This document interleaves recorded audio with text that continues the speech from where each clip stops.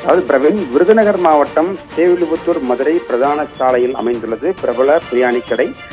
இந்த கடையில் முகமது பாரிஸ் என்பவர் தனது குழந்தைகளுக்காக பெப்பர் சிக்கன் வாங்கி வீட்டுக்கு சென்றுள்ளார். அங்கு சிக்கனை சாப்பிட்ட சிறிது நேரத்தில் அவருக்கு வாயிலிருந்து ரத்த கசிவு ஏற்பட்டுள்ளது. அதிர்ச்சி அடைந்த அவர் சிக்கனை பிரித்து பார்த்தபோது அதில் கண்ணாடி துண்டுகள் இருந்தது தெரிய வந்துள்ளது.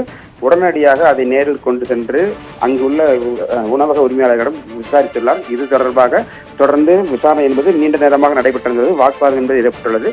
தொடர்ந்து விசாரணையில் சமையல் கட்டில் அதாவது தண்ணீர் பாட்டில் வைக்கப்பட்டிருந்த தண்ணீர் கேன் உடைக்கப்பட்டு அதிலிருந்த துண்டுகள் சமையலுக்கு பயன்படுத்தப்படக்கூடிய மசாலா கழிவுகளில் விழுந்துள்ளதாகவும் இது குறித்து ஏற்கனவே நாங்கள் தெரிவித்திருந்தோம் என்ற தெரிவித்திருந்தார்கள். உடனடியாக அதாவது குழந்தைகளுக்கு உயிருக்கு ஆபத்தாக ஏற்படுத்தக்கூடிய வகையில் அலட்சியமாக செயல்பட்ட உணவக ஊழியர்கள் மீது நடவடிக்கை எடுக்க வேண்டும் என பாதிக்கப்பட்ட நபர் தெரிவித்த நிலையில் அவர் தொடர்பாக உணவு பாதுகாப்புத்துறை அதிகாரிடம் மனு கொடுத்துள்ளார். இது தொடர்பாக விசாரணை நடத்தப்பட்டு நடவடிக்கை எடுக்கப்படும் என அதிகாரிகள் தெரிவித்துள்ளனர்.